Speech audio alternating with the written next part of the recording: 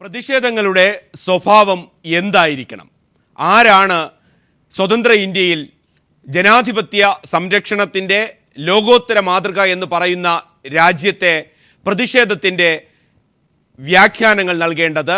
അതോടൊപ്പം പ്രതിഷേധക്കാരെ രാജ്യദ്രോഹികൾ എന്ന് വിലയിരുത്തുന്നതിൻ്റെ ശരിതെറ്റുകൾ JNUവിൻ്റെ പശ്ചാത്തലത്തിൽ ഇരിക്കുമ്പോൾ അതിഥികളായി CPI നേതാവ് ആനി രാജ, സാമൂഹ്യ പ്രവർത്തകയും ഡോക്ടർ PS ശ്രീകല, കോൺഗ്രസിൽ നിന്ന് ദീപ്തി മേരി വർഗീസ്, യുവമോർച്ച സംസ്ഥാന vice president advocate RS Rajeev, നിരീക്ഷകനും എഴുത്തുകാരനും സോഷ്യൽ ആക്ടിവിസ്റ്റുമായ PP സത്യൻ. പ്രതിഷേധത്തിന് വ്യാഖ്യാനം നൽകേണ്ടത് ആര്? പ്രതിഷേധിക്കുന്നവരെല്ലാം രാജ്യദ്രോഹികളുടെ പട്ടികയിൽ വരുമോ? JNUവിലെ വിദ്യാർത്ഥി പ്രതിഷേധത്തിൻ്റെ പശ്ചാത്തലത്തിൽ ഈ വിഷയം ന്യൂസ് ആൻഡ് വ്യൂസ് പരിശോധിക്കുമ്പോൾ അതിഥികളായി Annie Raja, doctor PS Sreekala, Deepthi Mary Varghese, അതോടൊപ്പം യുവമോർച്ച സംസ്ഥാന vice president advocate RS Rajeev, സാമൂഹിക പ്രവർത്തകനായ PP സത്യൻ, എഴുത്തുകാരനും കൂടിയാണ് അദ്ദേഹം. ആദ്യം PP സത്യനിലേക്ക്. ശ്രീ PP സത്യൻ, ഒരു വിഷയത്തിലേക്ക് നാം കടക്കുമ്പോൾ അതിൻ്റെ ആദ്യത്തെ ചോദ്യം അതുതന്നെയാണ്. ഈ പ്രതിഷേധങ്ങൾ രാജ്യം എന്നും കണ്ടിട്ടുണ്ട് ഏറ്റവും മികച്ച ജനാധിപത്യ ബോധത്തിൽ ഊന്നിയുള്ള പ്രവർത്തനം. അവിടെ പ്രതിഷേധങ്ങൾക്ക് പ്രതിഷേധങ്ങളുടേതായ ശക്തിയുണ്ട്. അത് തിരുത്തൽ പ്രക്രിയയാണ്. ആ തിരുത്തൽ പ്രക്രിയയിൽ JNUവിലെ വിദ്യാർത്ഥി സമരത്തെ താങ്കൾ ഏതു തരത്തിൽ നോക്കിക്കാണും? JNUവിലെ വിദ്യാർത്ഥി സമരം ഇന്ത്യയിലൊട്ടുക്കുമുള്ള വിദ്യാർത്ഥി പ്രസ്ഥാനത്തിൻ്റെ ഏറ്റവും ശക്തമായ ഒരു കേന്ദ്രം കൂടിയാണ്. ഇന്ത്യയിലെ ഏറ്റവും വലിയ ഒരു പ്രധാനപ്പെട്ട ഒരു സർവകലാശാല, ജനാധിപത്യ പ്രസ്ഥാനങ്ങൾ ഏറ്റവും കരുത്താർജിച്ച സർവകലാശാല, ഏറ്റവും കൂടുതൽ ശക്തമായി പ്രവർത്തിക്കുന്ന വിദ്യാർത്ഥി സംഘടനകൾ, അങ്ങനെ എല്ലാ തരത്തിലും ഒരു പ്രാധാന്യമുള്ള JNU സർവകലാശാലയിൽ JNUവിൽ ഇപ്പോൾ നടക്കുന്ന സംഭവം ഒറ്റപ്പെട്ട സംഭവമല്ല. ഇവിടെ വളർന്നു വരുന്ന ഭീകരമായ അസഹിഷ്ണുതയുടെയും പുത്തൻ ഫാസിസത്തിൻ്റെയും നമ്മൾ ഇതുവരെ ചർച്ച ചെയ്തതാണ് സംഭവം. ഹൈദരാബാദ് സർവകലാശാലയിൽ രോഹിത് വെമുല എന്ന് പറയുന്ന വിദ്യാർത്ഥി ആത്മഹത്യ ചെയ്യപ്പെട്ട സംഭവവും അതിലേക്ക് വലിച്ചിഴച്ചതും കേന്ദ്രമന്ത്രി അടക്കം കേസ് ചാർജ് ചെയ്തതും രോഹിത് വെമുലയുടെ മൃതശരീരം പോലും അവരുടെ നാട്ടിൽ സംസ്കരിക്കാതെ പോലീസിൻ്റെ നിയന്ത്രണത്തിൽ സംസ്കരിക്കുകയും അതിലെ ആളുകളെ പങ്കെടുപ്പിക്കാതിരിക്കുകയും ചെയ്യുന്നൊരു മൃതശരീരങ്ങൾക്ക് പോലും കവി സച്ചിദാനന്ദൻ പറഞ്ഞതുപോലെ മരിച്ചവരെ പോലും വെറുതെ വിടാത്ത, മൃതശരീരങ്ങളെപ്പോലും വെറുതെ വിടാത്ത, മൃതശരീരങ്ങളോടും പകപോക്കുന്ന ഒരു ഭരണകൂടമാണ്, ഒരു ഫാസിസ്റ്റ് ശക്തികളാണ് ഇന്ത്യയിൽ പ്രവർത്തിക്കുന്നത്.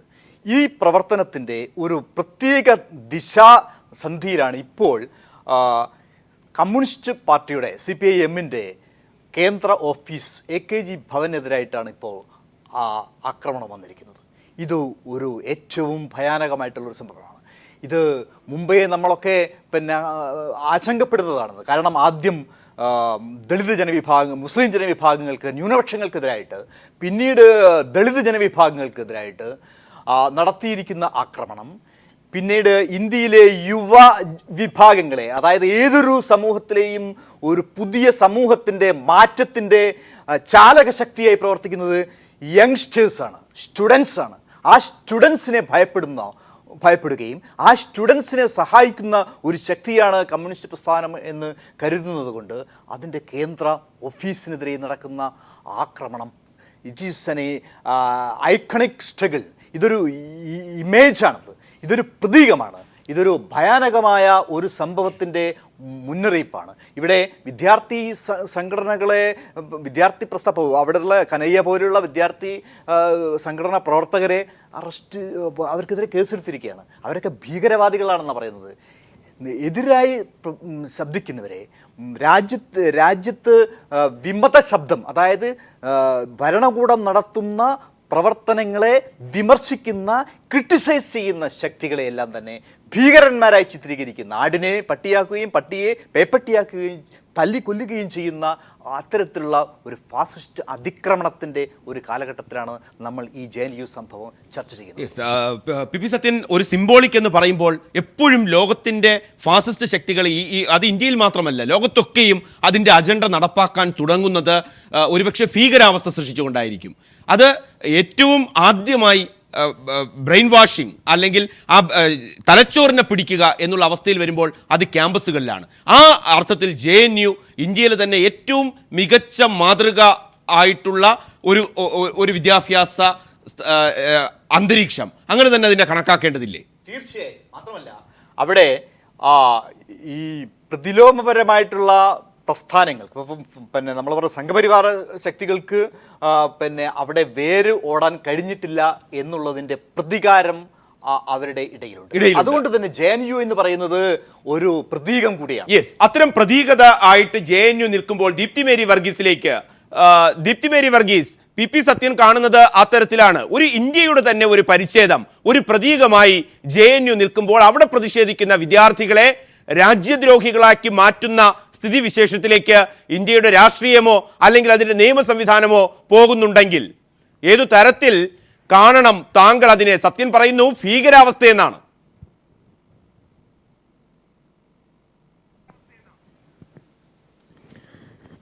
ഇവിടെ നമ്മൾ വളരെ സെൻസിറ്റീവായിട്ട് ചിന്തിക്കേണ്ട ഒരു വിഷയമുണ്ട്. ഇവിടെ JNU പോലുള്ള ഒരു ക്യാമ്പസിൽ ഒരു കൾച്ചറൽ പ്രോഗ്രാം എന്ന് പറഞ്ഞ് ബുക്ക് ചെയ്യുകയും ഒരു പരിപാടി നടത്തുകയും ചെയ്ത ഒരു സാഹചര്യമാണുള്ളത്. അങ്ങനെ ഒരു പരിപാടി നടത്തുമ്പോൾ അവിടെ രാജ്യദ്രോഹിയായ അഫ്സൽ ഗുരുവിന് അനുകൂലമായ അല്ലെങ്കിൽ തൂക്കിലേറ്റത് ശരിയായില്ല എന്നുള്ള രീതിയിലുള്ള മുദ്രാവാക്യങ്ങൾ മുഴങ്ങിയിട്ടുണ്ടെങ്കിൽ തീർച്ചയായിട്ടും അതിനെ വളരെ സീരിയസ് ആയി കാണേണ്ട ഒരു വിഷയമായിട്ടാണ് എനിക്ക് തോന്നുന്നത്. അത് തീർച്ചയായിട്ടും ദേശദ്രോഹം എന്നുള്ള നിലയ്ക്ക് ഇന്ത്യൻ നാഷണൽ കോൺഗ്രസ് ആയാലും ഇവിടെയുള്ള മറ്റുള്ള പാർട്ടികളൊക്കെ ആണെങ്കിലും തൂക്കിലേറ്റിയതിനെ അനുകൂലിക്കുന്ന രാഷ്ട്രീയ പാർട്ടികളാണ് ഇന്ത്യയിലുള്ളത്. ഇന്ത്യൻ നാഷണലിസം എന്ന് പറയുന്നത് ഇവിടെ ചോദ്യം ചെയ്യപ്പെടുന്ന ഇന്ത്യൻ നാഷണലിസം എന്നുള്ള അല്ലെങ്കിൽ ഭാരതീയത എന്നുള്ള ഒരു വാക്ക് മുൻനിർത്തിക്കൊണ്ടാണ് ABVPയും അതുപോലെ തന്നെ BJPയും ഒക്കെ പിന്നെ പലപ്പോഴും ഇതുപോലുള്ള വിഷയങ്ങളെ കാണുന്നതും തർക്കത്തിലേർപ്പെടുന്നതും. ഇവിടെ നമ്മൾ മനസ്സിലാക്കേണ്ട ഒരു കാര്യം, ഇന്ത്യൻ ദേശീയത എന്ന് പറയുന്നത് ഒരു വശത്ത് നിൽക്കുന്നു. അതിനെ തീർച്ചയായിട്ടും 100% ഇന്ത്യൻ ദേശീയത നിലനിൽക്കേണ്ടതും ദേശദ്രോഹികൾക്കെതിരെ ശക്തമായ നടപടിയെടുക്കേണ്ടതും ഒരു ഭരണകൂടത്തിൻ്റെ ഉത്തരവാദിത്തമാണ്. പക്ഷേ അത് ചെയ്യുന്ന അവസരത്തിൽ ഇപ്പോൾ JNUവിൽ സംഭവിച്ചിരിക്കുന്നത്, അത് ചെയ്യുന്ന അവസരത്തിൽ യഥാർത്ഥത്തിൽ ആരാണ് ഇത് ചെയ്തിരിക്കുന്നത്, യഥാർത്ഥത്തിൽ ഇത് മുദ്രാവാക്യം വിളിച്ചിരിക്കുന്നത് ആരാണ് എന്നുള്ളത് കണ്ടുപിടിക്കേണ്ടിയിരിക്കുന്നു. ഇവിടെ നിരപരാധികളെ ശിക്ഷിക്കേണ്ട ഒരു സാഹചര്യം ഉണ്ടാകാൻ പാടില്ല. യഥാർത്ഥത്തിൽ ഇപ്പോൾ നോർത്ത് ഇന്ത്യയിലുള്ള പല ക്യാമ്പസുകളിലും കാണുന്ന ഒരു പ്രവണത എന്ന് പറയുന്നത്, ഇപ്പോൾ ABVPക്ക് പല ക്യാമ്പസുകളിലും വലിയ അപ്രമാദിത്വമില്ല അല്ലെങ്കിൽ വലിയ പ്രാധാന്യമില്ലാത്ത ഒരു സാഹചര്യത്തിൽ ഇപ്പോൾ ഭരണത്തിൻ്റെ ഒരു ശക്തി വെച്ചുകൊണ്ട് പല ക്യാമ്പസുകളെയും കാവ്യവൽക്കരിക്കാനുള്ള ഒരു ശ്രമമാണ് ABVP പോലുള്ള വിദ്യാർത്ഥി സംഘടന ഇപ്പോൾ ചെയ്തുകൊണ്ടിരിക്കുന്നത്. അപ്പോൾ ആ കാവ്യവൽക്കരണത്തിൻ്റെ ഭാഗമായിട്ട് മറ്റുള്ള വിദ്യാർത്ഥി സംഘടനകളിലുള്ളവരെ ഇതുപോലുള്ള ഒരു സാഹചര്യം ഉണ്ടാകുമ്പോൾ അവരെ അറസ്റ്റ് ചെയ്യുന്നതിനും അവരെ ശിക്ഷിക്കുന്നതിനും അല്ലെങ്കിൽ അവർക്കെതിരെ നടപടികളുമായി പോകുന്നതിനെ ഒരിക്കലും അനുകൂലിക്കാൻ കഴിയില്ല. യെസ്, അത്തരത്തിലാണ് രണ്ടുപേരും പറയുന്നത്. അഡ്വക്കേറ്റ് RS രാജീവ്, ന്യായീകരിക്കാൻ കഴിയാത്ത, വിശ്വസിക്കാൻ കഴിയാത്ത ഒരു ഭരണകൂടത്തിന് അതിൻ്റെതായ ബാധ്യതകളുണ്ട്. ഒരു അന്വേഷണം നടത്തണം, ആ അന്വേഷണത്തിൻ്റെതായ വസ്തുതകൾ പുറത്തു വരണം. അതൊന്നുമില്ലാത്ത തരത്തിലേക്ക് കാര്യങ്ങളെ കൊണ്ടുചെന്നെത്തിക്കാൻ വിദ്യാർത്ഥി വിഭാഗവും അതോടൊപ്പം തന്നെ യുവജന സംഘടനകളും സംഘപരിവാറിൻ്റെ ശക്തികൾ വളരെ ശക്തമായി ശ്രമിക്കുന്നു എന്ന ആരോപണം ആ തരത്തിലാണ് ഉയർന്നു വരുന്നത്. ഇതിൽ ഈ പറഞ്ഞതിൽ കഷ്ടം തോന്നുന്നു. സത്യത്തിൽ ഈ യാഥാർത്ഥ്യത്തിൽ നിരക്കാത്ത കാര്യങ്ങളാണ് ചർച്ച ചെയ്യപ്പെടുന്നത്. ഇവിടെ പാകിസ്ഥാൻ അനുകൂല മുദ്രാവാക്യം JNUവിൽ വിളിച്ചത് ശരിയോ തെറ്റോ, അതാണ് അവിടുത്തെ ആദ്യത്തെ ചോദ്യം എന്ന് പറയുന്നത്. അങ്ങനെ തെറ്റാണെന്ന് പലരും, തോമസ് ഐസക് കുറച്ച് നേരത്തെ പറഞ്ഞു അത് തെറ്റാണെന്ന് പറഞ്ഞിട്ടുണ്ടെങ്കിൽ ആ ചെയ്തവരെ ചോദ്യം ചെയ്യുന്നതിൽ എന്താണ് തെറ്റ്? അവർ എന്തിൻ്റെ പ്രേരണയിലാണ് അവരിത് വിളിക്കപ്പെട്ടത്? നമ്മൾ വെറുതെ പറയണല്ല. അവർ വിളിക്കപ്പെട്ട ഒന്ന് പാകിസ്ഥാൻ വിളിക്കപ്പെട്ടു, രണ്ടാമത് വിളിക്കപ്പെട്ടത് കാശ്മീരിന് ഫ്രീഡം വേണമെന്നാണ്, മൂന്നാമത് വിളിക്കപ്പെട്ട ഒരു വലിയൊരു സംഭവമുണ്ട്, കേരളത്തിന് സ്വാതന്ത്ര്യം വേണമെന്ന് പറഞ്ഞിട്ടുണ്ട്. ഐസയുടെ പ്രവർത്തകനായ അക്ഷതോഷ് വിളിക്കപ്പെട്ടതും പ്ലക്കാർഡ് വിളിക്കപ്പെട്ടതും കേരളത്തിന് സ്വാതന്ത്ര്യം തരണമെന്നാണ്. അപ്പം ഇത് ആര്, എന്താണ് ഇതിൻ്റെ പിന്നിലുള്ള ശക്തി? അത് അന്വേഷിച്ച് കണ്ടെത്തുവാൻ വേണ്ടി ഒരു ഭരണകൂടം, ക്രിയാത്മകമായിട്ടുള്ള ഭരണകൂടം നിലപാടെടുക്കുമ്പോൾ അതിനെതിരെ തീവ്രവാദ മനോഭാവമായിട്ട് തീവ്രവാദികളെ സംരക്ഷിക്കുന്ന നിലപാടാണ് ഇവിടെ കൈക്കൊണ്ടിരിക്കുന്നത് CPM ഉൾപ്പെടെയുള്ളവർ. അതിനെ ഒരിക്കലും ന്യായീകരിക്കാൻ പറ്റത്തില്ല. കാരണം CPM എന്ത് അടിസ്ഥാനത്തിലാണ് പറയുന്നത്? CPIM-നെ വിടൂ, അല്ലെങ്കിൽ ഏതെങ്കിലും രാഷ്ട്രീയം വിടൂ. ഇതിനകത്ത് ഇതിനകത്തൊരു ഭരണകൂടം, ആ ഭരണകൂടം ഞങ്ങളുടെ JNU എന്ന് പറയുന്ന ആ സ്ഥാപനം 8 പേർക്കെതിരെ നടപടിയെടുത്തു. എന്തുകൊണ്ടെടുത്തു? കുറ്റക്കാരെന്ന് കണ്ടറിഞ്ഞിട്ട് തന്നെയാണല്ലോ അവർ നടപടിയെടുത്തത്. എന്താ ചർച്ച ചെയ്യപ്പെടാത്തത്? JNU 8 പേർക്കെതിരെ നടപടിയെടുത്തു, മാറ്റി നിർത്തിയിരിക്കുന്നു. അപ്പോൾ അവർ കുറ്റക്കാരാണ്. അവർ ചെയ്തത് എന്താണ്? രാജ്യദ്രോഹം കുറ്റം തന്നെയാണ്. അല്ലെന്ന് പറയാൻ വേണ്ടി ആർക്കെങ്കിലും തയ്യാറാവുന്നു. അപ്പോൾ അവരെ സംരക്ഷിക്കപ്പെടുന്ന നിലവാരമാണ്. അവരെ ഈ പറഞ്ഞ കണക്ക് അന്വേഷണം വരട്ടെ, അവരെ ചോദ്യം ചെയ്യട്ടെ, അവരുടെ പ്രേരണ എന്തിനാണെന്ന് അറിയട്ടെ, പുറത്തുനിന്നുള്ള ഇൻവോൾവ്മെന്റ് എന്താണെന്ന് അറിയട്ടെ. JNU വളരെ കുറച്ചു കാലം കൊണ്ട് എന്തൊക്കെ പറഞ്ഞാലും ഇന്ന് ഇവിടെ ഇരുന്ന് ഞാൻ പറയുമ്പോൾ നാളെ അതിന്റെ സത്യമാണ്.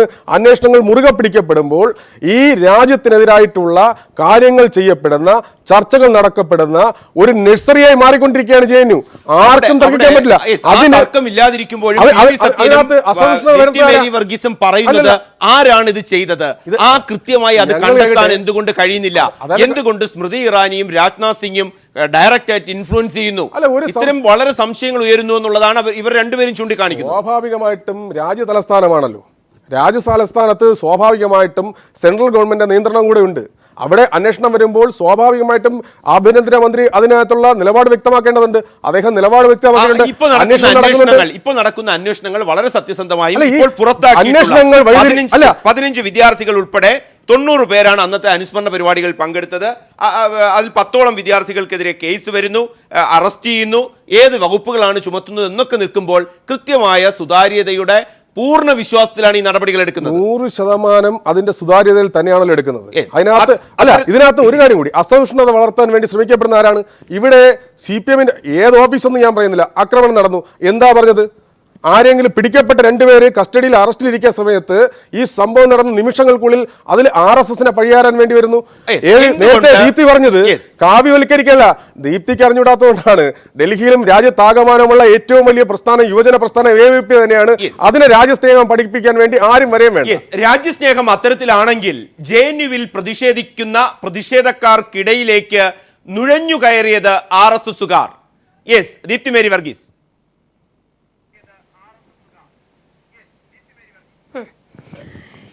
ഇവിടെ പിന്നെ ഒരു വീഡിയോ പുറത്തു വന്ന് ഉണ്ടായി. ഞാൻ അതിലേക്ക് കൂടുതൽ കടക്കുന്നില്ല, എങ്കിലും അത് പറയാതിരിക്കാൻ നിവർത്തിയില്ല. അതിൻ്റെ അകത്ത് ABVP-യുടെ ആക്ടിവിസ്റ്റുകൾ പലരെയും അതിൻ്റെ അകത്ത് പലരുടെയും മുഖങ്ങൾ അതിൻ്റെ അകത്ത് കാണാൻ കഴിഞ്ഞിട്ടുണ്ട്. പിന്നെ കാവ്യവൽക്കരണത്തിൻ്റെ കാര്യം ഞാൻ പറഞ്ഞത് പിന്നെ അതിന് പ്രിയപ്പെട്ട സുഹൃത്ത് തെറ്റിദ്ധരിക്കേണ്ട. ഇവിടെ സംഭവിച്ചുകൊണ്ടിരിക്കുന്നത് ഒരു പ്രശ്നമുണ്ടായപ്പോൾ ആ പ്രശ്നം എന്താണെന്നുള്ളത് കണ്ടുപിടിക്കാൻ കഴിയാതെ, അല്ലെങ്കിൽ അതിനു വേണ്ടിയുള്ള നടപടികൾ എടുക്കാതെ, അതുമായി ബന്ധപ്പെടാത്ത നിരപരാധികളായ വിദ്യാർത്ഥികളെ, തിയേറ്റർ ആർട്ടിസ്റ്റുകളെ, അതുപോലുള്ളവരെയെല്ലാം പിന്നെ അറസ്റ്റ് ചെയ്തുകൊണ്ട് പോവുകയും ശിക്ഷിക്കുകയും ചെയ്യുന്ന ഒരു നടപടിയാണ് ഇവിടെ ABVP-യോ BJP-യോ ഇവിടെ ഞങ്ങളെ ആരെയും നാഷണലിസം, ദേശീയത പഠിപ്പിക്കണ്ട. ഇവിടെ ഭാരതീയത, ദേശീയത.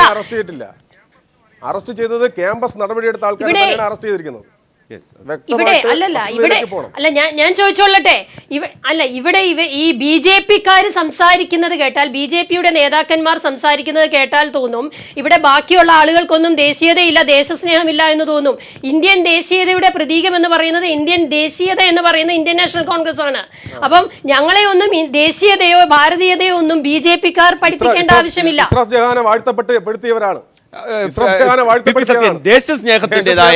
ദേശസ്നേഹത്തിന്റേതായ സിംബൽസിനെ കുറിച്ചാണ് നാം പറയുന്നത്. ദേശസ്നേഹത്തിന്റെ അവകാശവാദം ഒരു ന്യൂജൻ അവകാശവാദമായി ഇപ്പോൾ ഉയർത്തിക്കാട്ടുന്നു രാജേഷ്. ഒരു കാര്യം ക്ലാരിഫൈ ചെയ്യാനുണ്ട്, ഈ വീഡിയോ ദൃശ്യങ്ങളെ കുറിച്ച് ഒരു കാര്യം ക്ലാരിഫൈ ചെയ്യാനുണ്ട്. അത് ആ പോയിന്റിലേക്ക് ഞാൻ കൃത്യമായി വരുന്നുണ്ട്. PP സത്യൻ, ദേശസ്നേഹത്തിന് മാനദണ്ഡമുണ്ടോ? പ്രതിഷേധിക്കുന്നവരെല്ലാം അത് ഭരണകൂടത്തിന്റെ അല്ലെങ്കിൽ ഭരണകൂടം നയിക്കുന്ന ചില രാഷ്ട്രീയ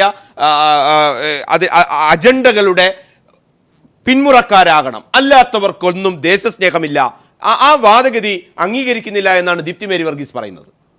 ദേശസ്നേഹം എന്ന് പറയുന്നത് ഏതെങ്കിലും ഒരു രാഷ്ട്രീയ പാർട്ടിയുടെ അല്ലെങ്കിൽ ഒരു സർക്കാരിൻ്റെ ഒരു എക്സ്ക്ലൂസീവ് റൈറ്റ് അല്ല, അല്ലെങ്കിൽ അത് ജനങ്ങൾക്കിടയിലേക്ക് അടിച്ചേൽപ്പിക്കേണ്ടതല്ല. ഇന്ത്യൻ ജനങ്ങൾ എന്ന് പറഞ്ഞാൽ അവർക്കൊക്കെ ഈ രാജ്യത്തോട് സ്നേഹമുണ്ട്. പിന്നെ ഒരു കാര്യം കൂടി ഞാൻ ചോദിക്കട്ടെ, പാകിസ്ഥാൻ കി ജയ് എന്ന് വിളിച്ചാൽ അത് രാജ്യദ്രോഹമാവുന്നത് ഏത് നിയമം വെച്ചാണെന്ന് എനിക്ക് മനസ്സിലാവുന്നില്ല. സോവിയറ്റ് യൂണിയൻ വിജയിക്കട്ടെ, USSR, red salute to Russian comrades, Soviet Union നീണാൾ വാഴട്ടെ, ചൈന നീണാൾ വാഴട്ടെ, സോഷ്യലിസ്റ്റ് രാജ്യങ്ങൾ നീണാൾ വാഴട്ടെ എന്ന് പതിറ്റാണ്ടുകളായി ഇന്ത്യയിലെ കമ്മ്യൂണിസ്റ്റുകാരായിട്ടുള്ള ഇന്ത്യയിലെ കമ്മ്യൂണിസ്റ്റുകാർ, ഇന്ത്യയിലെ തൊഴിലാളികൾ പറഞ്ഞല്ലോ. അത് സോവിയറ്റ് യൂണിയൻ നിലനിൽക്കട്ടെ, ജയിക്കട്ടെ എന്ന് പറയുന്നതിൽ നിന്നും പാകിസ്ഥാൻ ജയിക്കട്ടെ എന്നും പറയുന്നതിലും എന്താണ് വ്യത്യാസം? പാകിസ്ഥാൻ എന്ന് പറയുന്നത് ഇന്ത്യയുടെ ഏത് അർത്ഥത്തിലാണ് ഇന്ത്യയുടെ ഒരു ശത്രുവായിട്ട് മാറുന്നുണ്ടോ? ഒരുപക്ഷെ പുതിയ കാലഘട്ടത്തിൽ ഐക്യരാഷ്ട്രസഭ പോലുള്ള സംഘടനകൾ വളരെ വിപുലമാകുന്നു. ആ വിപുലമാകണമെന്ന് ആഗ്രഹിക്കുകയും പ്രഖ്യാപിക്കുകയും ചെയ്യുന്ന ഒരു പ്രധാനമന്ത്രി നമുക്കുണ്ട്. അതിന്റെ വിശാല അർത്ഥത്തിൽ വരുമ്പോൾ പാകിസ്ഥാനായാലും അഫ്ഗാനിസ്ഥാൻ ആയാലും PP സത്യനും അതോടൊപ്പം തന്നെ ദീപ്തി മേരി വർഗീസിനും RS രാജീവിനും ഒക്കെ പാകിസ്ഥാൻ എൻ്റെ അയൽ രാജ്യമാണ്, അഫ്ഗാനിസ്ഥാൻ എൻ്റെ അയൽ രാജ്യമാണ്, നേപ്പാൾ എൻ്റെ അയൽ രാജ്യമാണ്, ചൈന എൻ്റെ അയൽ രാജ്യമാണ്. ചൈനയ്ക്കൊരു പ്രശ്നം വന്നാൽ ഇത് എന്റെയും പ്രശ്നമാണെന്ന് കരുതേണ്ട വിശാലാർത്ഥം നമുക്ക് പുതിയ കാല ജനാധിപത്യത്തിൽ ആഗോള വ്യവസ്ഥയിൽ ചിന്തിക്കേണ്ടതുണ്ട്. നാം അതെന്തുകൊണ്ട് അവർ മനസ്സിലാക്കും? തീർച്ചയായും. ഇന്ന് മാത്രമല്ല, 1900 ഇവരുടെ ഇന്ത്യ ചൈന യുദ്ധമുണ്ടായപ്പോൾ നാം നമ്മുടേതെന്നും ചൈന അവരുടേതെന്നും പറയുന്ന ഭൂമിക്ക് വേണ്ടിയുള്ള യുദ്ധമാണ് എന്ന് പറഞ്ഞതിന് EMS അറസ്റ്റ് ചെയ്തു. EMS രാജ്യദ്രോഹിയാണെന്ന് പറഞ്ഞു. അപ്പോൾ ഞാൻ പറഞ്ഞുകൊണ്ടിരിക്കുന്നത് ഇപ്പോൾ ഇത് പാകിസ്ഥാൻ്റെ മാത്രം മുമ്പും ചൈനയുടെ വിഷയത്തിൽ എന്ന് പറയുന്നത് എല്ലാ രാജ്യങ്ങളും നന്നായി വരട്ടെ, വിജയിക്കട്ടെ എന്ന് പറയുന്നതാണ്. അത് ഇന്ത്യക്കെതിരായിട്ടല്ല. അത് പാകിസ്ഥാൻ എന്ന് പറഞ്ഞാൽ ഒരു തീവ്രവാദി അല്ലല്ലോ. പാകിസ്ഥാൻ എന്ന് പറഞ്ഞാൽ ഒരു രാജ്യമാണ്. അഖണ്ഡ ഭാരതം പറയുന്നവർ തീർച്ചയായും പാകിസ്ഥാനെ വേറിട്ട് കാണേണ്ടതില്ലല്ലോ. ഇന്ത്യ എന്ന് പറയുന്നത് ഒരു ഒറ്റ ഭൂഖണ്ഡമായിട്ട് കാണുന്ന, നമ്മൾ ലോകം മുഴുവൻ ഒന്നായിട്ട് കാണുന്ന, സാർവദേശീയമായി ചിന്തിക്കേണ്ട ആളുകളാണ്. അപ്പോൾ പാകിസ്ഥാൻ എന്ന് പറയുന്നത് ഒരു രാജ്യത്തിൻ്റെ പേരാണ്. അത് ഇന്ത്യയുടെ അയൽ രാജ്യമാണ്. ആ അയൽ രാജ്യം എന്ന് പറയുന്നത് ആ രാജ്യത്തിന് അനുകൂലമായി ഒരു മുദ്രാവാക്യം വിളിച്ചാൽ അത് ഏത് നിയമത്തിൻ്റെ അടിസ്ഥാനത്തിലാണ് രാജ്യദ്രോഹ കുറ്റമാവുന്നത് എന്നാണ് എനിക്ക് അറിയേണ്ടത്. ഇതാണ് ആടിനെ പട്ടിയാക്കുന്ന സ്വഭാവം. പാകിസ്ഥാനല്ല, അവിടുത്തെ ഒരു തീവ്രവാദിയെ, ഇന്ത്യയുടെ പാർലമെന്റ് ആക്രമിക്കപ്പെട്ട തീവ്രവാദിയെ, ഇവിടെ ഇന്ത്യക്കാരായിട്ടുള്ള 8 ആൾക്കാരാണ് മരിക്കപ്പെട്ട. ആ തീവ്രവാദിയുടെ മരണ ദിവസം അനുസ്മരിക്കപ്പെടുകയാണ്. CPM അനുബന്ധ പ്രസ്ഥാനങ്ങളും പറയും. കാരണം യാക്കൂബ് മേമന് വേണ്ടി വാദിക്കപ്പെട്ടവരാണ്.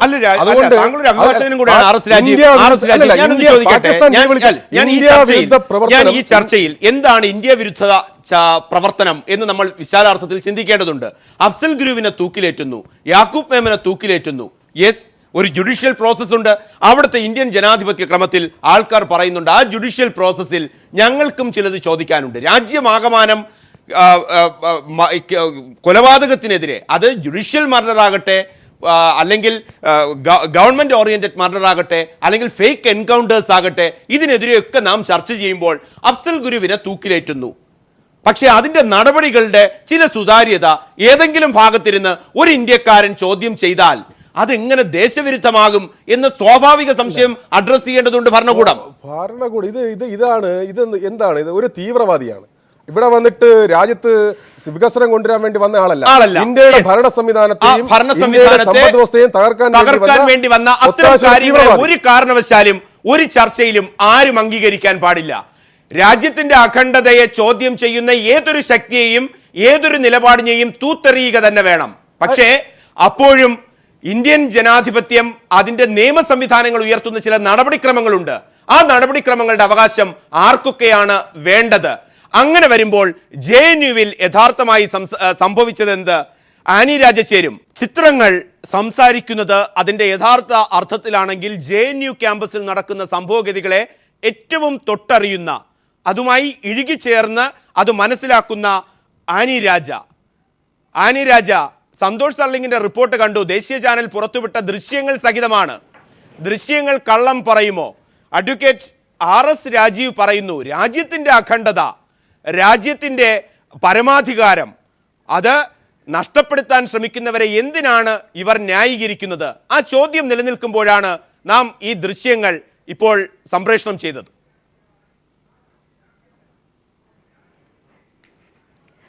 പ്രദീപെ, ഏറ്റവും ആദ്യം ഈ ചർച്ചയിലേക്ക് ഞാൻ വരുന്ന ഉടനെ തന്നെ ഞാൻ പറയാൻ ആഗ്രഹിക്കുന്ന ഒരു കാര്യം, അടിവരയിട്ട് പറയാൻ ആഗ്രഹിക്കുന്ന ഒരു കാര്യം, അഡ്വക്കേറ്റ് രാജീവിന് ഈ ദേശദ്രോഹികളെ അറസ്റ്റ് ചെയ്യണമെന്ന് ആഗ്രഹമുണ്ടെങ്കിൽ അതിനേക്കാളേറെ ആഗ്രഹത്തോടെയാണ് ഇന്ത്യയിലെ ഇടതുപക്ഷ പാർട്ടികൾ കേന്ദ്ര സർക്കാരിനോട് ആവശ്യപ്പെട്ടിട്ടുള്ളത്. രാജ്യദ്രോഹപരമായത് ഇന്ത്യക്ക് ബർബാദി എന്നുള്ള ഒരു മുദ്രാവാക്യം അവിടെ ആരെങ്കിലും വിളിച്ചിട്ടുണ്ടെങ്കിൽ അവർക്കെതിരെ നടപടിയെടുക്കണമെന്ന് വളരെ വ്യക്തമായി ഞങ്ങൾ ആവശ്യപ്പെട്ടിട്ടുള്ളതാണ്. അതുകൊണ്ട് അഡ്വക്കേറ്റ് രാജീവിനും നമുക്കുമൊക്കെ ഒരുമിച്ച് നിന്നുകൊണ്ട് ആവശ്യമുയർത്താം. ഞാൻ മറ്റു കാര്യങ്ങളിലേക്ക് വരുന്നതിന് മുമ്പ് എന്താണ് ഈ JNUവില് ഹലോ യെസ് പറയൂ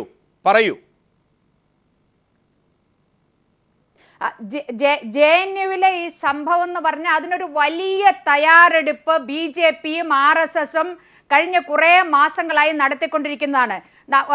പ്രദീപിന് ഓർമ്മയുണ്ടാവും, നമ്മുടെ സുബ്രഹ്മണ്യം സ്വാമി മാസങ്ങളായി JNUവിൻ്റെ പിന്നാലെയാണെന്നുള്ളത് എല്ലാവർക്കും അറിയുന്ന വസ്തുതയാണ്. അതുപോലെ തന്നെ പാഞ്ചജന്യത്തിൻ്റെയും മറ്റുമൊക്കെ പ്രത്യേക 2 എഡിഷനുകൾ, പ്രത്യേക 2 പതിപ്പുകൾ ഇറക്കി JNUവിനെതിരെ ആരോപണം ഉന്നയിച്ചുകൊണ്ട്. ഇതെല്ലാം സൂചിപ്പിക്കുന്നത് JNU എന്ന വിശ്വവിദ്യാലയത്തെ അതിനെതിരായിട്ടുള്ള ഒരു ആക്രമണത്തിനുള്ള തയ്യാറെടുപ്പ്. എന്താണ് ആ വിശ്വവിദ്യാലയം ചെയ്തത്? ആ യൂണിവേഴ്സിറ്റിയുടെ തെറ്റെന്താണ്? കാലാകാലമായി കൺസിസ്റ്റൻ്റായി അത് ഇടതുപക്ഷ പ്രസ്ഥാനങ്ങളെയും ഇടതുപക്ഷ ചിന്താഗതിയെയും വളർത്തിക്കൊണ്ടുവരുന്ന ആ ഒരു സംവാദത്തിന് ഇടം നൽകുന്ന ഒരു വലിയ ഏറ്റുമുട്ടലുള്ള സംവാദങ്ങളുടെ മാത്രം ഏറ്റുമുട്ടലുള്ള ഒരു ക്യാമ്പസായി അതിനെ നിലനിർത്തുന്ന ഇടതുപക്ഷ ശക്തികളുടെ ഒരു വളക്കൂറുള്ള ഒരു ഇടമാണ് JNU എന്നുള്ളത് ഇന്നത്തെ RSSനും ഇന്നത്തെ BJPക്കും സഹിക്കാൻ പറ്റാത്ത ഒരു കാര്യം. അതുകൊണ്ട് തന്നെ വളരെ നാളുകളായി വളരെ കൺസിസ്റ്റൻ്റായി JNUവിനെതിരെ നടത്തിക്കൊണ്ടുവന്ന ഒരു കുതന്ത്രത്തിന്റെ ഭാഗമായി അതിന്റെ അവസാനം എന്ന നിലയിലാണ് ഇപ്പോൾ അവിടെ JNUSUവിന്റെ പ്രസിഡന്റ് കനയ്യകുമാറിനെ അറസ്റ്റ് ചെയ്തിരിക്കുന്നത്, പോലീസ് കസ്റ്റഡിയിൽ വിട്ടിരിക്കുന്നത് കഴിഞ്ഞ 3 ദിവസമായി. ഈ വസ്തുത നമ്മൾ മനസ്സിലാക്കേണ്ടതുണ്ട്. അതോടൊപ്പം തന്നെ ശ്രീ രാജീവ് പറയുന്ന അവിടെ ദേശത്തിന് വിരോധമായിട്ടുള്ള മുദ്രാവാക്യങ്ങൾ വിളിച്ചു. ആ മുദ്രാവാക്യം വിളിച്ചവരുടെ നിങ്ങളുടെ ചാനൽ തന്നെ പുറത്തുവിട്ട അതിന്റെ ക്ലിപ്പിങ്ങുകൾ നിങ്ങൾ തയ്യാറുണ്ടോ? അങ്ങനെ മുദ്രാവാക്യം വിളിച്ച ആളുകൾക്കെതിരെ നടപടിയെടുക്കാൻ തയ്യാറുണ്ടോ എന്നുള്ളതാണ് ചോദ്യം. ഇന്ന് വൈകുന്നേരം കനയ്യകുമാറിനെ പോലീസ് സ്റ്റേഷനിൽ കണ്ടിട്ടാണ് ഞാൻ വരുന്നത്. കനയ്യകുമാർ പറഞ്ഞ ഒരു കാര്യമുണ്ട്, അവിടെ പുറത്തുനിന്ന് വന്ന ഒരുപാട് കുട്ടികളുണ്ടായിരുന്നു, അതേപോലെ തന്നെ മുഖം മൂടിയ വിദ്യാർത്ഥികളുണ്ടായിരുന്നു. ഇവർ 2 കൂട്ടരും ABVPയും ABVPയുടെ കൂടെയുള്ള ഇവരും ചേർന്ന് സംഘർഷമുണ്ടായപ്പോൾ അതിൽ ഇടപെടുക മാത്രമാണ് ചെയ്തത്. ABVP വിളിച്ച ഒരു മുദ്രാവാക്യം എന്ന് പറയുന്നത് ജിഹാദി കനയ്യ മുർദാബാദ്. ജിഹാദി കനയ്യ എന്ന് പറഞ്ഞാൽ ഭഗവാൻ കൃഷ്ണന്റെ മറ്റൊരു പേരാണ്.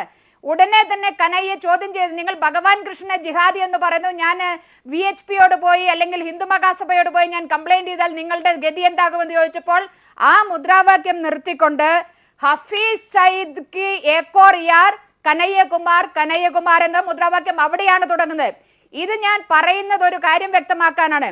ഹഫീസ് സയ്യിദ് ട്വീറ്റ് ചെയ്തു എന്ന് ഈ രാജ്യത്തിന്റെ ആഭ്യന്തരമന്ത്രി അടക്കം പറയുന്നുവെങ്കിൽ ഇതിന്റെ പിന്നിലുള്ള ആ ട്വീറ്റിന്റെ ഒറിജിനാലിറ്റി കണ്ടെത്താനുള്ള ഒരു അന്വേഷണം കൂടി നടത്തേണ്ടതുണ്ട്. ഇതെല്ലാം ഒരു വലിയൊരു ഗൂഢാലോചനയുടെ ഭാഗമായാണ് ഈ കാര്യങ്ങൾ, ഈ അറസ്റ്റ് വരെ വന്നെത്തിയിട്ടുള്ളത്. ഇന്ന് CPMന്റെ കേന്ദ്ര കമ്മിറ്റി ഓഫീസ് AKG ഭവന്റെ ആക്രമണവും അതേ തുടർന്നുണ്ടായതാണ്. ആഭ്യന്തരമന്ത്രിയുടെ ഈ പ്രസ്താവനയ്ക്ക് ശേഷമാണ്, ഇന്നത്തെ പ്രസ്താവനയ്ക്ക് ഉടനടി തൊട്ടുപിറകെയാണ് AKG ഭവന്റെ ആക്രമണം നടന്നത് എന്നും കൂടി നമ്മൾ മനസ്സിലാക്കുമ്പോഴാണ് ഇതിന്റെ പിന്നിലുള്ള വൻ ഗൂഢാലോചന നമുക്ക് വളരെ വ്യക്തമാകുന്നത്. യെസ്, താങ്കളിലേക്ക് വരാം. ഡോക്ടർ PS ശ്രീകല, ഒരു ഇടവേളയ്ക്ക് പോകുന്നതിനുണ്ട്. അത്യാവശ്യമായി ഒന്ന് ചുരുക്കത്തിൽ അനുരാജ പറയുന്ന ഏറ്റവും ഗൗരവമായ വിഷയം എന്ന് പറയുമ്പോൾ നാം ക്ലിപ്പിംഗ്സുകൾ പുറത്തുവിട്ടു, ദേശീയ ചാനൽ പുറത്തുവിട്ട ക്ലിപ്പിംഗ്സ് ആണ്. സ്പെസിഫിക് ആയിട്ട് നോട്ട് ചെയ്യുന്നുണ്ട് അവിടെ നടക്കുന്നത് എന്താണെന്ന്. അഖണ്ഡ ഭാരതത്തെക്കുറിച്ച് പറയുമ്പോൾ, രാജ്യസ്നേഹത്തെക്കുറിച്ച് പറയുമ്പോൾ പ്രതിഷേധിക്കാനുള്ള അവകാശങ്ങളെ കൂടെ ഹൈജാക്ക് ചെയ്യുന്ന ഒരവസ്ഥയിലേക്ക് നമ്മുടെ രാജ്യം മാറുന്നുണ്ടോ? എൻ്റെ ചോദ്യമാണ്, ഒരിടത്തും നിൽക്കാതെയുള്ള ചോദ്യം.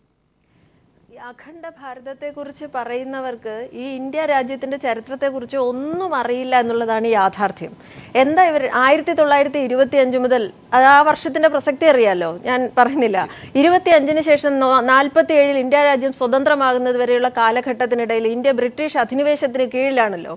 ഈ രാജ്യസ്നേഹം ഇപ്പോൾ വാതോരാതെ പ്രസംഗിക്കുന്നവർ ആ കാലഘട്ടത്തിൽ ഇന്ത്യയുടെ സ്വാതന്ത്ര്യത്തിന് വേണ്ടി എന്ത് പ്രവർത്തനം നടത്തിയിട്ടുള്ളത്?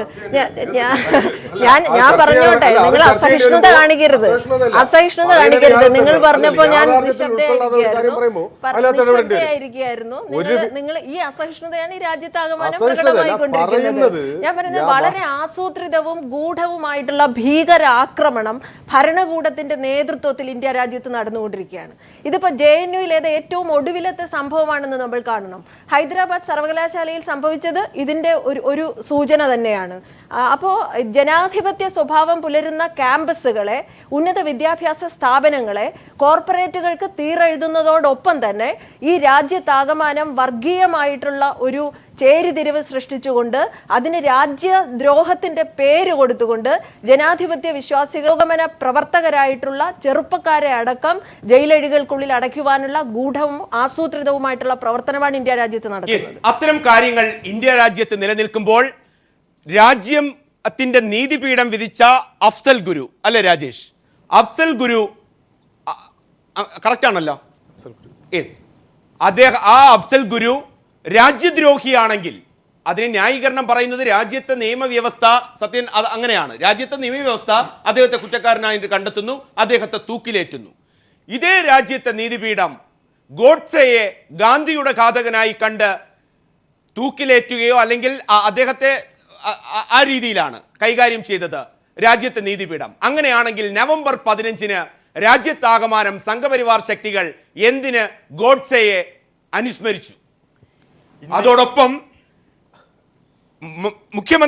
ഹരിയാന മുഖ്യമന്ത്രി മനോഹർ ലാൽ ഖട്ടാറിന്റെ ട്വീറ്റ്, JNUവിൽ സമരം ചെയ്യുന്ന വിദ്യാർത്ഥിനികളെ വേശ്യയോട് ഉപമിച്ചുകൊണ്ടുള്ള ട്വീറ്റ്. JNUവിൽ സമരം ചെയ്യുന്ന വിദ്യാർത്ഥിനികൾ വേശ്യയാണോ?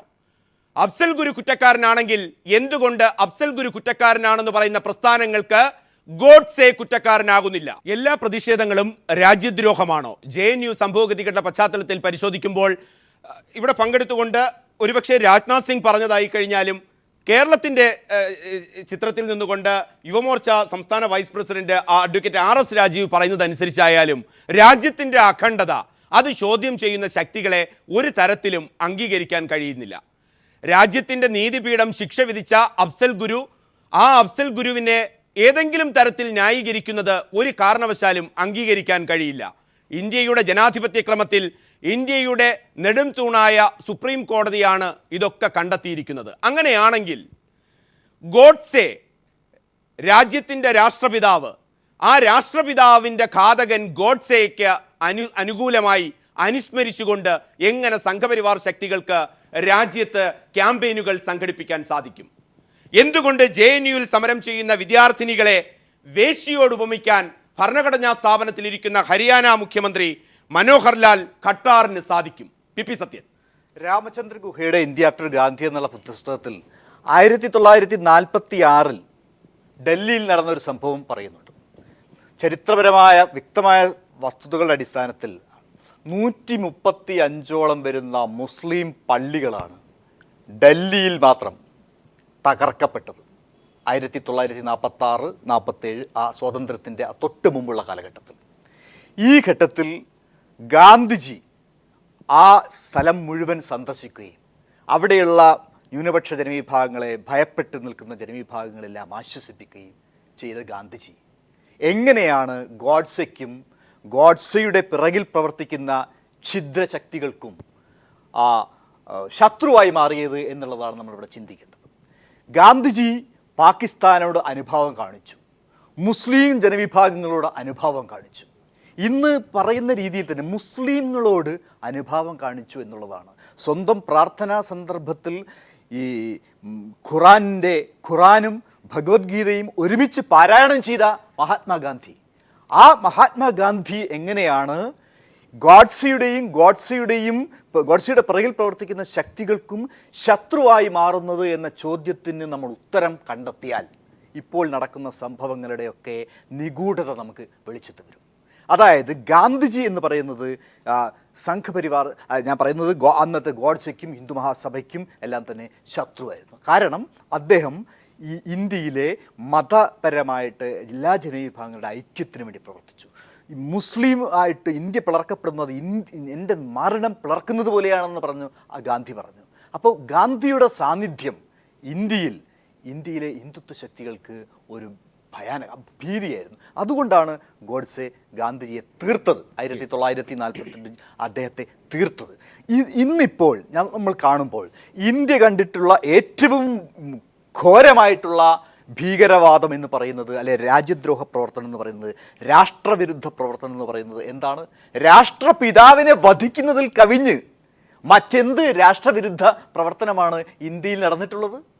അങ്ങനെ ഇന്ത്യ കണ്ടിട്ടുള്ള ഏറ്റവും നിഷ്ഠൂരവും ഭീകരവുമായിട്ടുള്ള രാഷ്ട്രപിതാവിനെ തന്നെ, രാഷ്ട്രത്തിൻ്റെ ഫൗണ്ടറെ തന്നെ വധിക്കുന്ന എന്ന് പറയുന്ന ആ ഭയാനകമായ രാഷ്ട്രവിരുദ്ധ പ്രവർത്തനം നടത്തിയ ആളുടെ പേരിൽ എന്തൊക്കെയാണ് ഇവിടെ നടക്കുന്നത്? ക്ഷേത്രങ്ങൾ നിർമ്മിക്കുന്നു, അദ്ദേഹത്തിൻ്റെ ബലിദാന ദിനങ്ങൾ സംഘടിപ്പിക്കുന്നു. ഇങ്ങനെ സംഘടിപ്പിക്കുന്ന ഒരു ശക്തികൾ എങ്ങനെയാണ് രാജ്യസ്നേഹത്തെ പറ്റി പറയുന്നത്? അതാണ് ചോദ്യം. അഡ്വക്കേറ്റ് RS രാജീവ്, ഞാൻ സ്പെസിഫൈ ചെയ്ത് പറയുന്നു, നവംബർ 15 നിങ്ങൾ ഈ രാജ്യത്താകമാനം എന്ത് ചെയ്തു?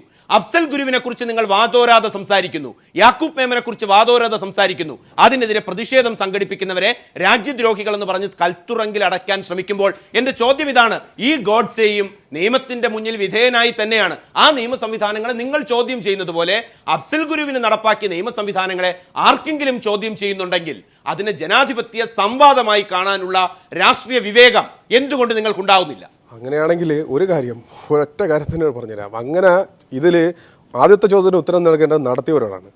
RSSO സംഘപരിവാർ പ്രസ്ഥാനങ്ങളോ ഗോഡ്സെക്ക് വേണ്ടിയുള്ള ഒരു കാര്യവും ചെയ്തിട്ടില്ല. അത് മിക്കവാറും ഈ പറയുന്ന ആൾക്കാരും ഇടതുപക്ഷക്കാരും മാത്രമാണ് പറയുന്നത്. മറ്റൊന്ന് ഇടതുപക്ഷത്തിന്റെ നിലപാട് എന്താണ്?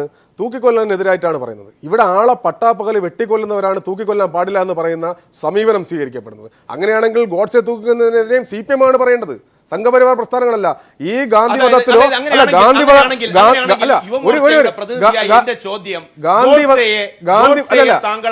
സുപ്രീം കോടതി, ഇന്ത്യയുടെ പരമോന്നത കോടതി ഉൾപ്പെടെയുള്ളത് പറഞ്ഞിട്ടുണ്ട് ഗോഡ്സെ വധവുമായിട്ടോ RSSനോ പരിവാർ സംഘടനക്കോ ബന്ധമില്ല എന്ന് പറയുമ്പോൾ അതിൽ വീണ്ടും ബന്ധം സ്ഥാപിക്കാൻ ഞാൻ അക്സെപ്റ്റ് ചെയ്യുന്നു. ഗോഡ്സെയെ നിങ്ങൾ അംഗീകരിക്കുന്നുണ്ടോ, അംഗീകരിക്കുന്നില്ലയോ? ഗോഡ്സെയുടെ പ്രവൃത്തികളെ നിങ്ങൾ തള്ളിപ്പറയുന്നുണ്ടോ, കൊള്ളുന്നോ? വളരെ സ്പെസിഫിക് ക്വസ്റ്റ്യൻ ആണ്. ഗോഡ്സെ അംഗീകരിക്കുന്നത് ഞങ്ങൾ പറഞ്ഞില്ലല്ലോ. നിങ്ങൾ അംഗീകരിക്കുന്നില്ല, ഞങ്ങളെ പറഞ്ഞില്ലല്ലോ. അല്ല, നിങ്ങൾ അംഗീകരിക്കുന്നുണ്ടോ? ഞങ്ങൾ അംഗീകരിക്കുന്നില്ലെന്ന് പറഞ്ഞില്ലല്ലോ. അംഗീകരിക്കുന്നില്ല എന്ന് പറഞ്ഞിട്ടില്ല. അല്ല, അംഗീകരിക്കുന്നു എന്ന് പറഞ്ഞിട്ടില്ല. ഗോഡ്സെയുടെ കാര്യത്തിൽ ഞങ്ങളുടെ സംഘടനാപരമായിട്ടുള്ള നിലപാട് വ്യക്തമാണ്, ഈ രാജ്യത്ത് വ്യക്തമാണ്. അതിന് CPM-നാണ് അതിനകത്ത് മാർക്സിസ്റ്റ് പാർട്ടിക്കായിരിക്കും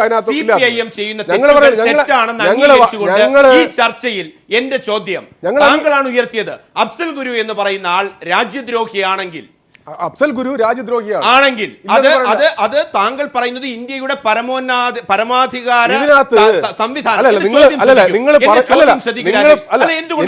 എനിക്ക് മനസ്സിലായി. അതാണ് ചോദ്യം. ഇന്ത്യയുടെ പരമാധികാര സംവിധാനം അഫ്സൽ ഗുരു തെറ്റെന്ന് പറയുമ്പോൾ ആ തെറ്റിൽ എന്ത് തെറ്റ് എന്ന് ഒരു രാജ്യത്തെ ആൾ ചോദിക്കുകയാണെങ്കിൽ ഗോഡ്സെ തെറ്റോ ശരിയോ? അങ്ങനെയാണെങ്കിൽ പിണറായി വിജയൻ ഉൾപ്പെടെ ഉള്ളവർ പലരും കൊലക്കേസിൽ പ്രതികളാണ്.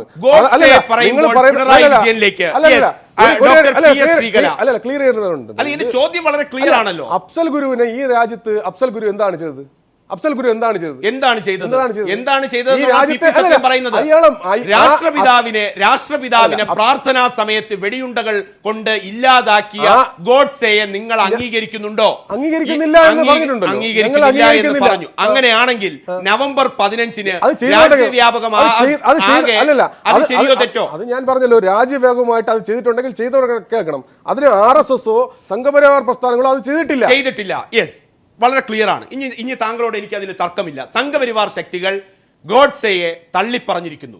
ഡോക്ടർ PS ശ്രീകല, ഈ പറയുന്നതിൽ യാഥാർത്ഥ്യമുണ്ടോ? നമ്മുടെ അനുഭവത്തിൽ ഇത് വളരെ സുതാര്യമല്ലേ? ഈ പറയുന്നതിൽ ആത്മാർത്ഥത ഉണ്ടെങ്കിൽ ആദ്യം ചെയ്യേണ്ടത് ഏറ്റവും വലിയ രാജ്യദ്രോഹിയായ നേരത്തെ പി സത്യൻ പറഞ്ഞതുപോലെ RSSന്റെ പ്രവർത്തകൻ തന്നെയായിരുന്ന ഗോഡ്സേക്ക് വേണ്ടി ഇവിടെ ക്ഷേത്രം പണിയാൻ ശ്രമിച്ച, അത് ആഘോഷിക്കാൻ ശ്രമിച്ച ആളുകളെയല്ലേ ആദ്യം അറസ്റ്റ് ചെയ്യേണ്ടത്? ഒരു രാജ്യദ്രോഹി. ആ ചോദ്യം വളരെ ലെ ആ സംഭവത്തെ തുടർന്നാണ് RSS നിരോധിക്കപ്പെട്ടു എന്നുള്ള ഒരു യാഥാർത്ഥ്യം ചരിത്രത്തിലുണ്ട്. അത് രാജേഷ് അത് അംഗീകരിക്കും. അപ്പൊ RSS ആ ഘട്ടത്തിൽ മാത്രമല്ല, RSS തന്നെ പിൽക്കാലത്ത് ഗോപാൽകൃഷ്ണ ഗോഡ്സെ, നാഥുറാം വിനായക് ഗോഡ്സെയുടെ സഹോദരനായിട്ടുള്ള ഗോപാൽ ഗോഡ്സെ പിന്നീട് പറയുന്നുണ്ട്, ഞങ്ങൾ ആദ്യം ഒരു ശ്രമം നടത്തിയിരുന്നു മഹാത്മാഗാന്ധിയെ വധിക്കാൻ. 20 ദിവസം മുമ്പ്, കൊല്ലപ്പെടുന്നതിന് 20 ദിവസം മുമ്പ് ബോംബെറിഞ്ഞു. മദൻലാൽ പഹ്വ ഗാന്ധിയുടെ നേർക്ക് ബോംബെറിഞ്ഞു. 50 മീറ്റർ അകലെയാണ് ബോംബ് പതിച്ചത് എന്നതുകൊണ്ട് ഗാന്ധി കൊല്ലപ്പെട്ടില്ല. പിന്നെ ഞങ്ങൾ ആലോചിച്ചു, ഇനി ഒരു ശ്രമം പാഴായി പോകാൻ പാടില്ല. പറഞ്ഞതാണ് 1998 ഒരു പത്രത്തിന് നൽകിയ അഭിമുഖത്തിൽ അദ്ദേഹം പറയുന്ന കാര്യങ്ങളാണിത്. തള്ളി പറയട്ടെ, RSS ആണെന്ന് പറഞ്ഞുകൊണ്ടാണ് ഈ പറയുന്നത്. അപ്പൊ ഞാൻ ചെയ്യണ്ട. പക്ഷേ രാജ്യസ്നേഹത്തിനും രാജ്യത്തിന്റെ അഖണ്ഡതയ്ക്കും വേണ്ടി വാദിക്കുന്നവർ, ഗോഡ്സേക്ക് വേണ്ടി വാദിക്കുന്ന ആളുകളെയും സമാനമായ രീതിയിൽ കാണണ്ടേ? ആ ചോദ്യം നിലനിൽക്കുമ്പോൾ ദീപ്തി മേരി വർഗീസ്, അതാണ് പ്രസക്തമായ ചോദ്യം. അഫ്സൽ ഗുരു കുറ്റക്കാരനാണ് എങ്കിൽ ആ അഫ്സൽ ഗുരുവിന് വേണ്ടി വാദിക്കുന്നവർ രാജ്യദ്രോഹികളാണെങ്കിൽ, രാഷ്ട്രപിതാവിനെ കൊന്ന ഗോഡ്സേക്ക് വേണ്ടി വാദിക്കുന്നവരെ എന്തു പേര് പറയും? എനിക്ക് ഒരു ചോദ്യം കൂടിയുള്ളത്, തിരുത്തലുകളാണ്. രാജേഷ് തിരുത്തുന്നു. അല്പം മുമ്പ് ഹരിയാന മുഖ്യമന്ത്രി മനോഹർ ലാൽ ഖട്ടാറിന്റെ തിരുത്തലുകളും വന്നിട്ടുണ്ട്. അദ്ദേഹം പറയുന്നു JNUവിൽ സമരം ചെയ്യുന്ന വിദ്യാർത്ഥിനികൾ വേശ്യകളാണ്. അദ്ദേഹവും തിരുത്തി, ഞാൻ പറഞ്ഞത് വിദ്യാർത്ഥിനികളെ അല്ല, അവിടെ സമരം ചെയ്യുന്നവരെയാണ്. ആ സമരം ചെയ്യുന്നവരുടെ കൂട്ടത്തിൽ 100 കണക്കിന് വിദ്യാർത്ഥിനികളുണ്ട്. ദീപ്തി മേരി വർഗീസ്,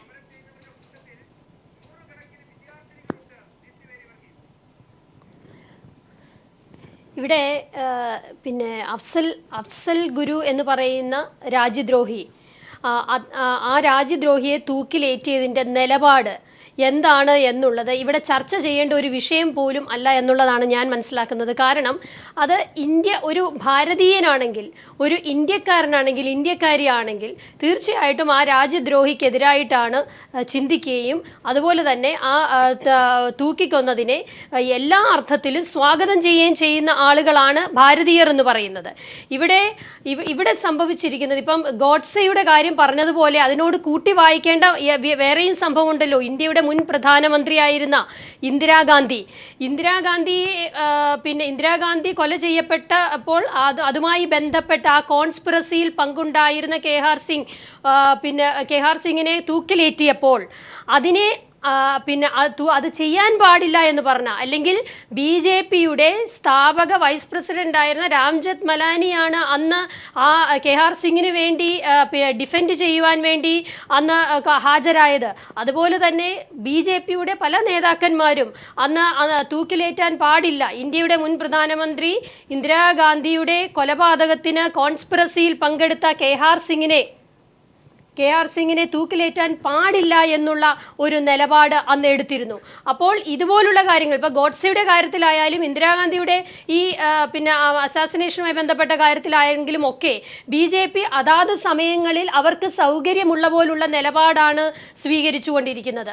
ഭരണത്തിൽ ആയപ്പോൾ അവർക്കൊരു നിലപാട്, ഇപ്പോൾ ഇതിൻ്റെ അകത്ത് ഒരു തീവ്ര ഹിന്ദുത്വം എന്നുള്ളത്, അല്ലെങ്കിൽ ഹിന്ദുത്വം എന്നുള്ളതാണ് BJPയുടെ അജണ്ട എന്നുള്ളത് ഈ കഴിഞ്ഞ കുറച്ച് ദിവസങ്ങളായി നടക്കുന്ന, പണ്ടുമുണ്ട്, ചരിത്രപരമായി നോക്കുകയാണെങ്കിലുമുണ്ട്. പക്ഷേ നിലവിൽ നടക്കുന്ന എല്ലാ സംഭവങ്ങളെയും നമ്മൾ അനാലിസിസ് ചെയ്യുകയാണെങ്കിൽ നമുക്ക് കാണാൻ കഴിയുന്നത് ഹിന്ദുത്വം എന്നുള്ള ഒരു അജണ്ട വെച്ചുകൊണ്ട് മാത്രമാണ്, അല്ലെങ്കിൽ അത് വെച്ചുകൊണ്ട് ഇന്ത്യയിലെ ജനങ്ങളുടെ കണ്ണിൽ പൊടിയിടുവാനുള്ള ഒരു അവസരം ഉണ്ടാക്കുകയാണ് ഇവിടെ BJP ചെയ്തുകൊണ്ടിരിക്കുന്നത്. അവരുടെ വിദ്യാർത്ഥി സംഘടനകളായ ABVP എന്ന് ചെയ്തുകൊണ്ടിരിക്കുന്നതും അത് തന്നെയാണ്. അത്തരത്തിലുള്ള ചെയ്തികളിലേക്ക് ഭരണകൂടം തന്നെ പോവുകയും അവർക്ക് അനുകൂലമായ സംഘടനകളെ ഉപയോഗിക്കുകയും ചെയ്യുമ്പോൾ ഹൈദരാബാദ് സർവകലാശാലയിൽ നിന്ന് JNUവിൽ എത്തുമ്പോൾ അഫ്സൽ ഗുരു കുറ്റക്കാരനാണെങ്കിൽ ഗോഡ്സെയും കുറ്റക്കാരനല്ലേ എന്നുള്ള സ്വാഭാവികമായ ചോദ്യം, അതോടൊപ്പം ദീപ്തി മേരി വർഗീസ് ഉയർത്തിയ ഇന്ദിരാഗാന്ധി കൊലയുമായി ബന്ധപ്പെട്ടുള്ള സ്വാഭാവിക ചോദ്യം, അങ്ങനെയാണെങ്കിൽ ഹരിയാന മുഖ്യമന്ത്രിക്ക് എങ്ങനെ പറയാൻ കഴിയും JNUവിലെ വിദ്യാർത്ഥിനികൾ വേശ്യകളാണെന്ന്? ആനി രാജയിലേക്കും മറ്റ് അതിഥികളിലേക്കും വരാം. ആനി രാജ, ഇനി 4 മിനിറ്റ് സമയമാണ് നമുക്കുള്ളത്. എൻ്റെ 2 ചോദ്യങ്ങൾ താങ്കൾ ശ്രദ്ധിച്ചു കാണും. അത് ഗോഡ്സെയാണ്, അതോടൊപ്പം ഹരിയാന മുഖ്യമന്ത്രിയുടെ പരാമർശവും. ആനി രാജ.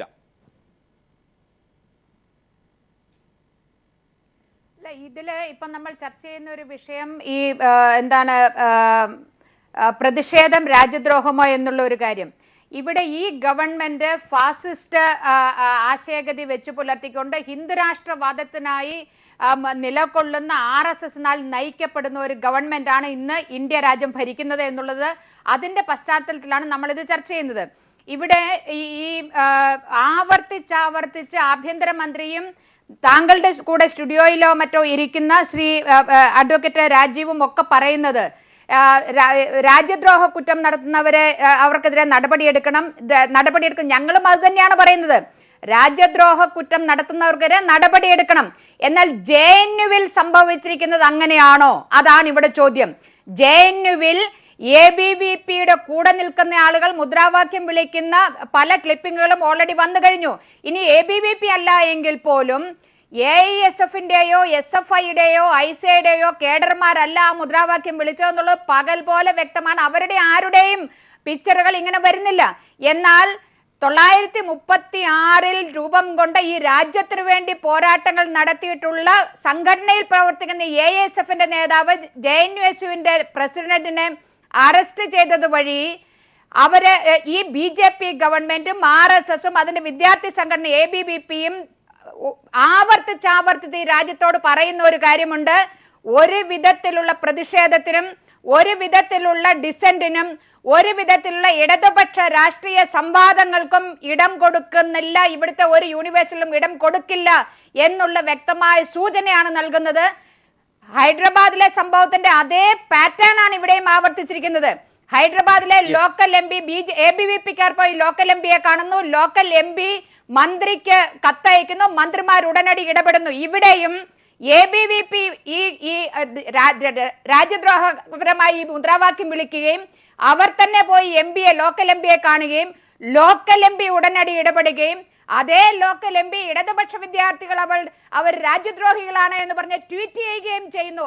അത്തരത്തിൽ ട്വീറ്റ് ചെയ്ത ആ ലോക്കൽ MPക്കെതിരെ നടപടിയെടുക്കാൻ ABVPക്കെതിരെ നടപടിയെടുക്കാതെ ഇടതുപക്ഷം ഒന്നാകെ ഇവിടെ രാജ്യദ്രോഹ കുറ്റം നടത്തുന്നു എന്നുള്ള രീതിയിലാണ് ഇന്ന് CPIMന്റെ കേന്ദ്ര ആസ്ഥാനം AKG മന്ദിരം ആക്രമിച്ചിരിക്കുന്നത്. അത്രമേൽ അസഹിഷ്ണുത ഈ രാജ്യത്ത് വളർന്നു വന്നു കഴിഞ്ഞിരിക്കുകയാണ്. ഡോക്ടർ PS ശ്രീകലയിലേക്ക് ഒറ്റ മിനിറ്റ്.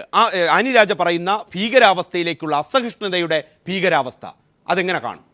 ശ്രീമതി ആനി രാജ പറഞ്ഞതുപോലെ ഞാൻ ആദ്യം സൂചിപ്പിച്ചതും പോലെ ആസൂത്രിതവും ഭീകരവുമായിട്ടുള്ള ഒരു പദ്ധതിയാണ് ഇവിടെ നടപ്പിലാക്കിക്കൊണ്ടിരിക്കുന്നത്. കൃത്യമായിട്ടുള്ള പാറ്റേൺ ആണ്. അതുകൊണ്ടാണ് ഞാൻ ഹൈദരാബാദ് സർവകലാശാലയുടെ കാര്യം സൂചിപ്പിച്ചത്. അംബേദ്കറുടെ പേരിൽ അദ്ദേഹത്തിന്റെ ജന്മദിനം ആഘോഷിക്കുവാനോ ആചരിക്കുവാനോ ഒക്കെയുള്ള പരസ്യങ്ങൾ വലിയ നാഷണൽ പത്രങ്ങളുടെ, ദേശീയ പത്രങ്ങളുടെ ബാക്ക് പേജ്, പുറകത്തെ പേജിൽ മുഴുവൻ നിറയെ കൊടുക്കുകയും അംബേദ്കറുടെ പേരിൽ രൂപീകരിക്കപ്പെടുന്ന ഒരു സംഘടനയുടെ പ്രവർത്തനത്തെ നിരോധിക്കുകയും ചെയ്യുന്ന വൈരുദ്ധ്യം മനസ്സിലായല്ലോ. ഇത് ജനങ്ങളെ വിഡ്ഢികളാക്കുന്ന ഒരു സമീപനമാണ്. ജനാധിപത്യ രാഷ്ട്രത്തിൽ ഭരണഘടനാ മൂല്യങ്ങളാണ് സംരക്ഷിക്കപ്പെടേണ്ടത്.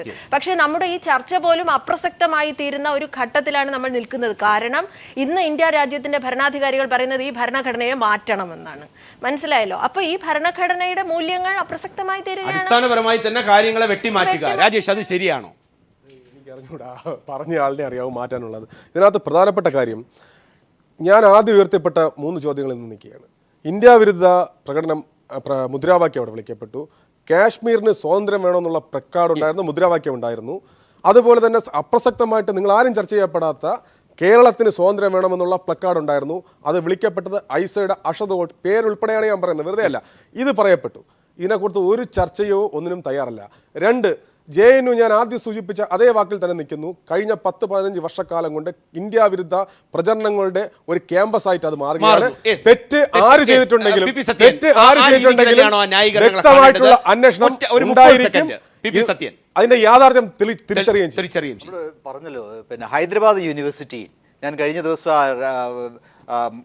ആത്മഹത്യ ചെയ്ത നമ്മുടെ ബമുലയുടെ അമ്മയെ ഇവിടെ കണ്ടു, സംസാരിച്ചു.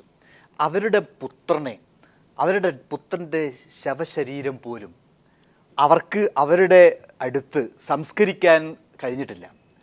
അവരുടെ ആളുകളെയൊക്കെ പങ്കെടുപ്പിക്കാതിരിക്കാൻ വേണ്ടി പോലീസ് അടക്കം ഇടപെട്ടുകൊണ്ട് അത് വളരെ വേറിട്ടൊരു സ്ഥലത്തേക്ക് കൊണ്ടുപോയി. എന്തുകൊണ്ടാണ് ഇത്തരം സംഭവങ്ങൾ ഇവിടെ നടക്കുന്നത് നമ്മൾ ആലോചിക്കേണ്ടത്. ഇതൊക്കെ എല്ലാവരും രാജ്യദ്രോഹികളാണ്, ഞങ്ങൾ മാത്രമാണ് ഇവിടെ. രണ്ട് ദത്താത്രേയ, കേന്ദ്ര മാനവ വിഭവശേഷി ദത്താത്രേയ എന്ന് പറയുന്ന മന്ത്രിക്കെതിരെ കേസ് ചാർജ് ചെയ്തിരിക്കുന്നു. കണ്ണൂര് കുപ്പത്തൊട്ടി ആഹാരം നിലനിൽക്കുമ്പോൾ തന്നെ പ്രതിഷേധത്തിന്റെ സ്വരങ്ങളെല്ലാം രാജ്യദ്രോഹമാകുമോ? അങ്ങനെ പ്രതിഷേധത്തിന്റെ സ്വരങ്ങളെല്ലാം രാജ്യദ്രോഹമാകുമെങ്കിൽ ആ രാജ്യദ്രോഹ പട്ടികയിൽ ആരൊക്കെ വരും? അവിടെ സഹിഷ്ണുതയുടെ ലോകത്ത്, ജനാധിപത്യത്തിന്റെ ലോകത്ത് അസഹിഷ്ണുതയുടെയും ജനാധിപത്യമില്ലായ്മയുടെയും, വിവാദങ്ങളില്ലാത്ത ലോകത്ത് സംവാദത്തിൻ്റെയും ഒരു ജനാധിപത്യ പ്രക്രിയയെക്കുറിച്ച് ചിന്തിക്കാൻ ഈ ചർച്ചയ്ക്ക് കഴിയട്ടെ എന്ന് ആഗ്രഹിച്ചുകൊണ്ട് പങ്കെടുത്ത എല്ലാ അതിഥികൾക്കും നന്ദി.